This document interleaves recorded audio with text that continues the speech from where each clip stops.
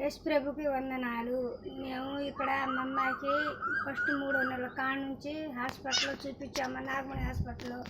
అంత బాగానే చూస్తుంది. చూసి 4 నెలలకి అమ్మ అంతకుముందు బిడ్డ సంచి జారింది కదా, జారక ముందే ఇప్పుడు కట్టియాలి అని చెప్పింది. సరేలే మేడం అని చెప్పి స్టాండింగ్ తెప్పించి ఇంకా 4 నెలలకి బిడ్డ సంచి కట్టించాం.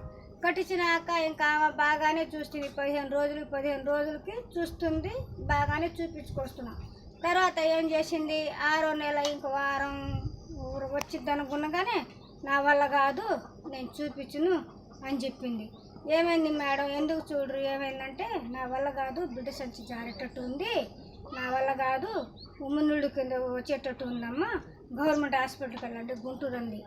ఏందమ్మా మీరు అట్ట చెప్తున్నారు, మరి అంత ముందు నుంచి మీరు బాగానే చూశారు కదా, నాకు అసలు మేము లేని వాళ్ళు, అంత దూరం నేను పోలేను, మేము వాచ్మెన్గా ఉంటున్నాం ఇక్కడ నగరకల్ దగ్గర కారంలో, మా ఆయన వాచ్మెను, ఇద్దరు మగవాళ్ళు ఇంట్లో చేస్తేనే మాకు గడిచేది తిండికి, ఆయన ఒక్కడే చేసుకోలేడు, నీళ్ళు కొట్టియాలన్నా పిల్లకి చూసుకోవాలన్నా, నేను అక్కడికి పోతే ఇక్కడ చూసుకునే వాళ్ళు లేరు, వాళ్ళు మొగుడు ఏమో చూసుకోలేడు, ఆయనకు తెలియదు అని చెప్పా.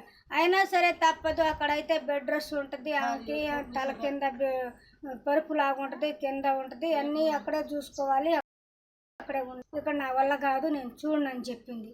చూడని చేత ఎట్టో గట్ట మీరే చూడాలి మేడం, చూడకపోతే ఎట్ట అంటే, ఆహా నా వల్ల కాదు, ఇక్కడి నుంచి వెళ్ళిపోవాలి, మీరు ఉండకూడదని చెప్పింది. ఎట్టో గట్ట ఆమెకి బతిలాడి చేతులు పట్టుకొని ఒక 5 రోజులు ట్యాబ్లెట్లు అయినా రాసి మేడం అంటే, ఒక 5 రోజులకి నొప్పి ట్యాబ్లెట్ రాసింది. ఆ నొప్పి ట్యాబ్లెట్ తీసుకొని ఇంకా ఏడుస్తూ వస్తుంటే ఇక్కడ పనిచేసే కాడ వచ్చారు మనిషి వాళ్ళ అమ్మ నాన్న ఇద్దరు వచ్చి ఏడుస్తుంటే, ఎందుకమ్మా ఏడుస్తున్నారు, ఏమైందంటే, ఏం లేదు పిన్ని బాబాయ్ అట్టట సంగతి, మా అమ్మాయికి బాగోలేదన్నారు, గుంటూరు తీసుకెళ్ళాలని చెప్పారు, మా దగ్గర డబ్బులు లేవు, అంత దూరం మేము వెళ్ళలేకపోయాం, మాకు చూపించేవాళ్ళు లేరు అని చెప్పి మేము ఏడుస్తుంటే, బాధపడబాకమ్మా, మీ బుజ్జికి ఏం కాదు, అంతా క్షేమంగా చూసుకుంటారు ఆ యేసయ్యని నమ్ముకోండి, ప్రార్థన చేసుకోండి అని చెప్పింది. ఏమో పిన్ని అని చెప్పి ఇంక మేము ఏడుచుకుంటే, అప్పటికీ మేము యేసయ్యని నమ్ముకోలేదు, నమ్మకం అనేది కలగలా మాకు. అయితే సరేలే అని చెప్పి ఇంకా ఆ రోజున ఏడ్చి మా తండాలో నర్సు డాక్టర్ అమ్మ ఉంది, ఆమెకు ఫోన్ చేసి అమ్మమ్మ అట్ట సంగతి అంటే, పిన్ని అంత దూరం ఏం వెళ్ళొద్దులే, పేటలో నాకు తెలిసిన హాస్పిటల్ ఉంది, వేసిన హాస్పిటల్, అక్కడికి వెళ్దాం, అక్కడ చూపిద్దాం, మా వల్ల కాదంటే ఆడికి వెళ్దామని చెప్పింది. సరేలే అని చెప్పి ఇంకా 2వ రోజు పొద్దున్నే మళ్ళీ వాడు పనికి వచ్చారు మనిషి వాళ్ళ అమ్మ నాన్న వచ్చి, ఎందుకమ్మ ఏడుస్తున్నారు, ఏం కాదు మీ బిడ్డకి బాగానే ఉంటుంది, ఏం లేదని చెబుతారన్నారు. సరేలని చెప్పి ఇంకా ఆటో తీసుకొని ఏడుచుకుంటా వెళ్తే ఇంకా ఆ మేడం కాడికి వెళ్తే ఆ మేడం అంతా చూసి ఏం లేదు, బిడ్డ సంచి జారలేదు, ఉమ్మనీళ్ళు రావట్లేదమ్మా, ఏం కాదు, అంత బాగానే ఉంటుంది, నేను చూస్తాను, అంతగా నా వల్ల కాదంటే తర్వాత నేను చెప్తాను అని చెప్పింది. చెప్పి ఇంకా పెద్ద స్టాండింగ్ ఒకటి దీపి స్టాండింగ్ బేబీ ఎట్టు ఉందా ఏంది, హార్ట్ బీట్ ఎట్టు కొట్టుకుంటుందా ఏందని చెప్తే సరేలే అని చెప్పి ఇంకా స్టాండింగ్ తీపించుకొని మళ్ళీ ఇంటికి వస్తే ఇంకా పిన్ని బాబాయ్ ఇద్దరు మనిషి వాళ్ళ నాన్న అమ్మ ఇద్దరు ఒక ప్రార్థన చేసుకున్నారు.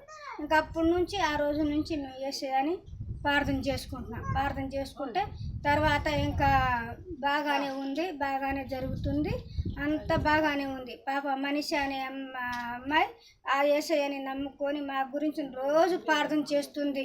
ప్రార్థన చేసిన రోజే లేదు, వాళ్ళ అమ్మ నాన్న వాళ్ళు కూడా చేసుకుంటున్నారు, మేము కూడా చేసుకుంటున్నాం.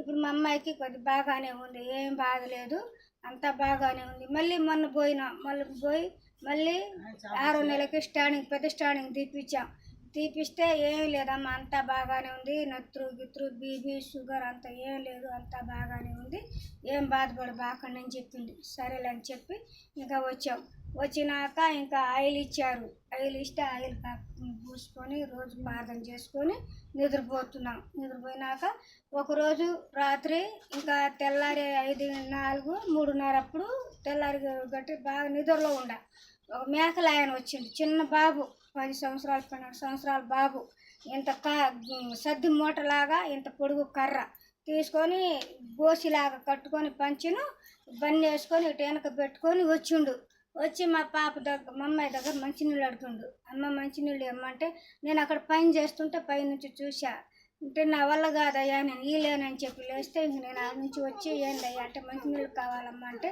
వచ్చి ఇంక మంచినీళ్ళు ఇచ్చాను నేను. ఇచ్చి మంచినీళ్ళు తాగిండు. అమ్మ అక్కడ వాళ్ళే పనికి రావాలి ఇక్కడ బొచ్చులు అంతే రామంటే మళ్ళీ అక్కడికి వెళ్ళిపోయినాక ఏమైంది అక్క నీకు ఏమైంది ఎందుకు బాధపడుతున్నావు అక్క నీకేం కాదని చెప్పి ఇంక పొట్ట పైన నుంచి కింద దాకా చేయి తిప్పి ఇంక వెళ్ళిపోయాడంట. వెళ్ళిపోయినాక అమ్మ అమ్మని నాకు కేకేసింది. ఏందమ్మా అంటే అమ్మ నాకు ఇంకటి పొట్ట మీద చేసి తిట్టిండమ్మా అని చెప్తే నేను వెనక్కి వచ్చి వెనక్కి పోయి చూసా ఎవరు అయ్యిందని చెప్తే ఎవరు లేరు, మేకలు లేవు మనుషులు లేరు ఏం లేదు. ఏసయ్యా నువ్వేనా మమ్మల్ని కరుణిస్తున్నావయ్యా తండ్రి అని చెప్పి ఇంకా దండం పెట్టుకొని ఇంకా అప్పటి నుంచి మేము ప్రార్థన చేసుకొని మేము సుఖంగానే ఉంటున్నాము.